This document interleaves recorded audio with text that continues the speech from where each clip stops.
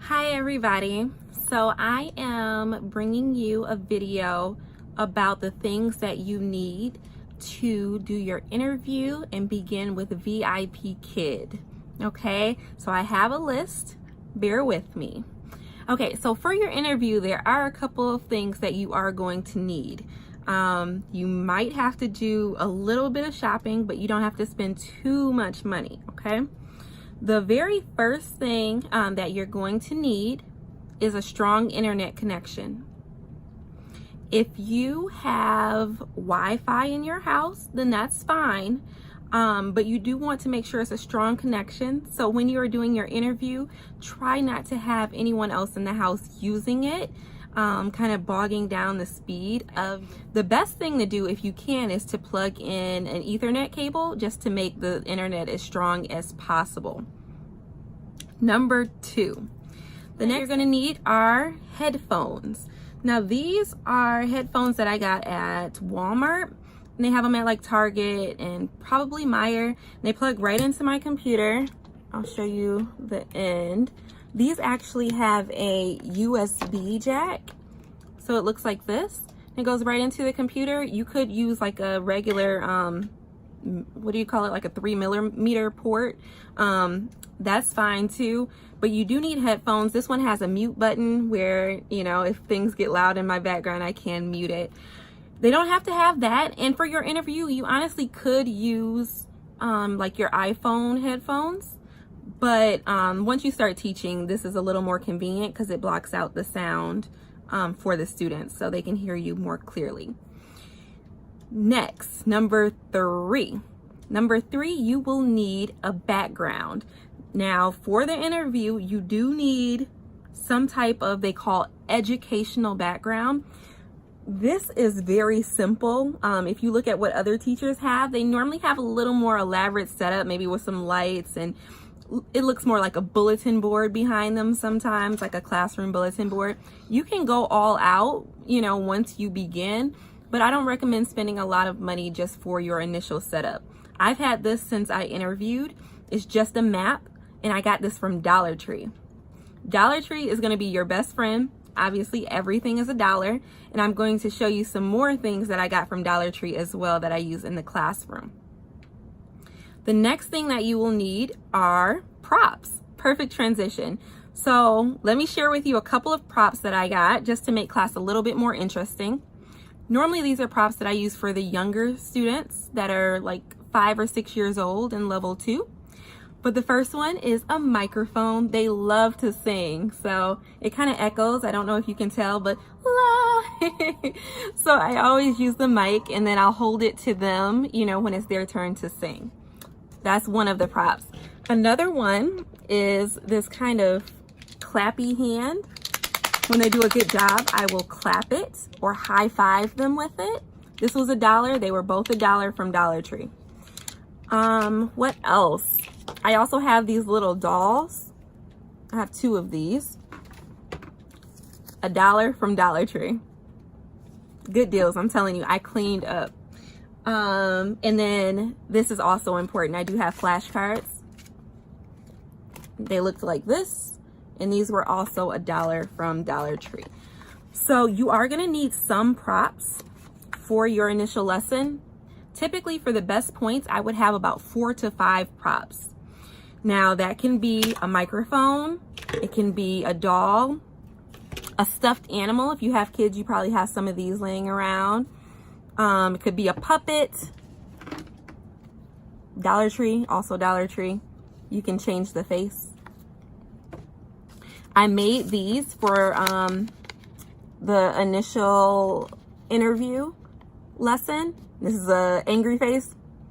And all I did was cut out a piece of paper and draw on it and color it yellow. Okay, so you can make your own props, but you do need about 4 to 5, and whiteboards count too. So these are whiteboards. This one up here, and just a dry erase marker that would count as a prop. All right, so we have 1, 2, 3, 4, 5. The 5th thing you will need is an orange shirt. This is not a requirement when you teach. I try to wear an orange color shirt, but it's not necessary. for the interview, try to make a good impression and look like a team player. And if you have an orange shirt, just wear it. If you don't, you can grab one at like Meijer or Walmart for very cheap. If you don't want to do that, then just wear a solid color shirt, any solid color, and that should be fine, but preferably wear an orange one. Next is a secondary reward. Okay, so I will talk about this a little bit more when I show you what the classroom or the interview class looks like. I will do a demo of that. But each class has a reward built into the slide where you can go back to the slide and tell the student you're climbing the ladder or something of that nature. You get more points in the interview by using a secondary reward. For me, again, I cut out pieces of paper and I made stars and colored them. I have blue, have red.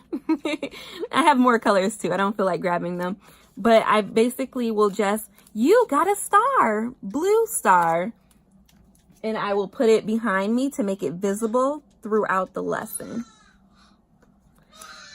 Oh, the baby is crying. I will be right back. Okay, so we are back. Had to go get the baby. Say hi. Okay, so where was I? Secondary reward, that is going to be important.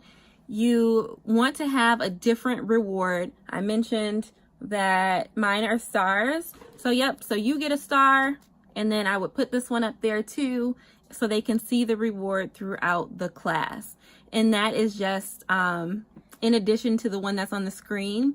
When you actually start teaching, you will not typically use the one on the screen. Most teachers that I have seen or talked to just use their own reward. You could also use something like, I got these like little ice cream pops from Target actually. So you pretend like you're eating it. And if you could hang this up, I don't have a pin. You could use like a push pin to hang this up behind you on a wall or on some type of board. You could do things like this too for rewards during class. Okay. So those were the main things that you're going to need for your interview to get hired. There are a few more things that I want to talk about.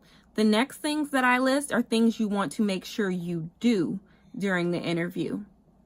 The first thing, it's kind of hard for me to demonstrate with the baby, but you want to use TPR. It's called total physical response. So because the students don't understand English, you want to do motions with your hands and gestures to make sure they know what you're saying. The main ones that you will have to use are going to be when you want them to listen to what you're saying very carefully, you point to your mouth, ball, ball. And then when you want them to repeat, you hold your hand to your ear, cup it, turn your head, and they will repeat what you want them to say. You might have to do it a few times, but you will definitely need to use that in the interview. It's going to be very important and you will get points for that. So if nothing else, you must point to your mouth when you're talking and have them repeat this way. Other things that you can do is if you are doing like angry, mad, those sad, please use your face. So sad, angry, happy, like those things you definitely want to do. If you're doing actions, throw the ball, throw, drive, ride a horse, whatever it is, you want to just act it out. Baby or doll, whatever. It can be anything that makes a little bit of sense. The next thing that you want to do in the interview is do positive correction. I almost made the mistake during my interview of saying no, because the teacher or the person in the class doing the interviewer will pretend to be a child and get a couple of things wrong. so that you can correct them. You must correct them. If you say, how old are you? And they say 5, I am 5 years old. And you make them say the complete sentence. So positive correction, you always say good job. Even if they get it wrong, just say good job really quick and then go back to it. So good job, you're 5. I am 5 years old. So never say no. Never tell them that they're wrong. The next thing I kind of just mentioned, always have them say full sentences. If you ever say, I like a ball, and they're like, I like ball, make sure they say, I like a ball, whatever the full sentence is. Next thing is energy. Keep your energy up. You know, my energy is normally a little bit higher than it is right now. But hi, I'm Teacher Ashley. What is your name? Be friendly. You don't have to be too over the top, but definitely keep your energy level high.